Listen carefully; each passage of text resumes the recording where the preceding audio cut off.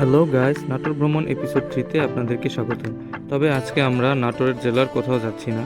আজকে আমরা এক্সপ্লোর করব নাটোর থেকে মাত্র 20 কিলোমিটার দূরে রাজশাহী জেলার পুঠিয়া উপজেলাতে অবস্থিত পুঠিয়া রাজবাড়ি। নাটোর থেকে পুঠিয়া আসার জন্য নাটোর স্টেশন বাইপাস অথবা হরিশপুর বাইপাস মোড় থেকে বাসে চেপে আপনাকে সরাসরি চলে আসতে হবে পুঠিয়া উপজেলা মডেল মসজিদের সামনে। সেখান থেকে ভ্যানে চেপে চমৎকার পরিবেশ দেখতে দেখতে অল্প সময়ের মধ্যেই আপনি পৌঁছে যাবেন পুঠিয়া রাজবাড়ি। রাজবাড়ি প্রবেশ মুহূর্তেই যে স্থাপনাটি আপনার নজর কাড়বে সেটি হচ্ছে ভুবনেশ্বর শিব মন্দির ও রথ মন্দির। উঁচু বেদির উপর অলঙ্কৃত চূড়া বিশিষ্ট চমৎকার এই মন্দিরটি নির্মাণ করেন রানী ভুবন মোহিনী দেবী। পাশেই রয়েছে দ্বিতল বিশিষ্ট রথ মন্দির। 1823 সালে এই মন্দির সমূহ নির্মাণের সময় ব্যয় হয়েছিল প্রায় 10 লক্ষ মুদ্রা এবং প্রায় 7 বছর যাবৎ নির্মিত হয়। আরেকটু সামনে আগালেই আপনার নজর কাড়বে 4 তলা বিশিষ্ট দোল মন্দির। 1616 সালে এটি নির্মাণ করেন রাজা প্রেমনারায়ণ। তৎকালীন সময় দোল যাত্রা বা হোলি উৎসব এই মন্দিরে উদযাপিত হতো। বিশাল মাঠের শেষ প্রান্তে যে প্রকাণ্ড প্রাসাদটি দেখতে পাচ্ছেন এটি পুঠিয়া রাজবাড়ির মূল প্রাসাদ বা পাঁচানি জমিদার বাড়ি। তবে এখানে প্রবেশের পূর্বেই আমরা এক্সপ্লোর করব চারানি জমিদার বাড়ি ও চারানি জমিদার বাড়ি সংলগ্ন আরো 3টি ঐতিহাসিক মন্দির। রাজবাড়ি থেকে একটু সামনে এসে হাতের ডান দিকে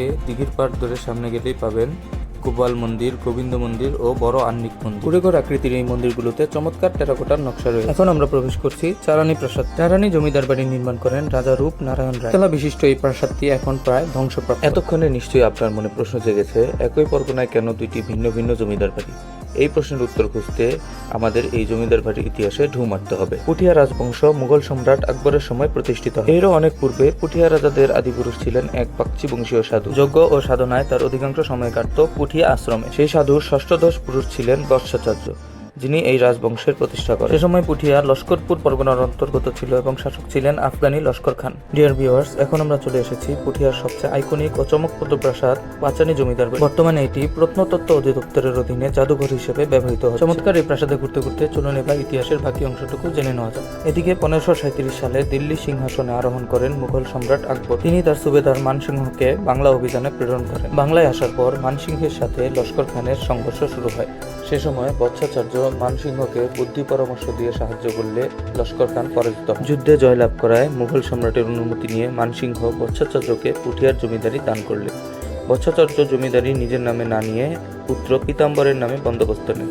ধীরে ধীরে পীতাম্বর জমিদারির আয়তন বৃদ্ধি করতে থাকেন। পীতাম্বর নিঃসন্তান অবস্থায় মারা গেলে জমিদারি পান তার ভাই নীলাম্বর।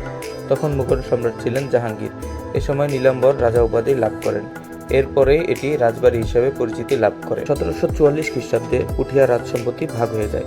বড় ভাই নরেন্দ্র নারায়ণের ভাগে পড়ে পাঁচানি আর ছোট ভাইয়ের অংশে 3.5 আনি নির্ধারিত হয়। নরেন্দ্র নারায়ণের জমিদারি পাঁচানি এস্টেট ও রূপনারায়ণের জমিদারি চারানি এস্টেট নামে পরিচিতি লাভ করে। এখন আপনারা যে মন্দিরটি দেখতে পাচ্ছেন এটি হচ্ছে পঞ্চরত্ন গোবিন্দ মন্দির। 1616 সালে রাজা প্রেমনারায়ণ রায় এই মন্দিরটি নির্মাণ করেন। এটি অনেকটা দিনাজপুরের কান্তজিউর মন্দিরের আদলে নির্মিত।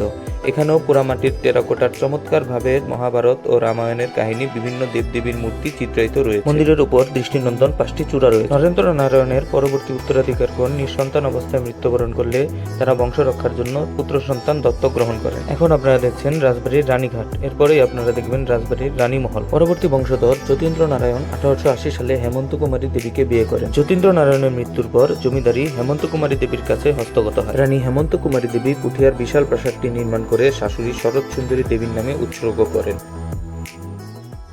এর মাধ্যমে আমাদের নাটোর ভ্রমণের এপিসোড শেষ হচ্ছে। দেখা হচ্ছে পরবর্তী কোনো ভিডিওতে।